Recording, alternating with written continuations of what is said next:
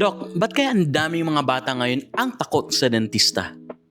Well, dito sa ating practice, ang common reason bakit takot yung mga bata sa dentista ay dahil ang unang appointment nila is bunot agad.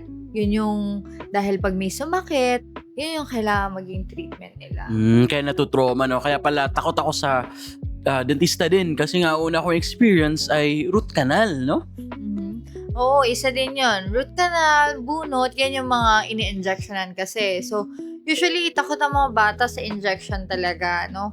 So, ang advice namin is, ang first appointment natin is just to visit, consultation, cleaning, and fluoride para hindi ma-associate ng bata na pag pumunta sa dentista is masakit. Kaya para sa mga parents, no, reminder natin sa mga parents na wag mo hintayin na lumaki yung sira ng ngipin. Tama ba, Doc? Yes. Na para hindi bunot agad ang ating first appointment. Thank you, Doc.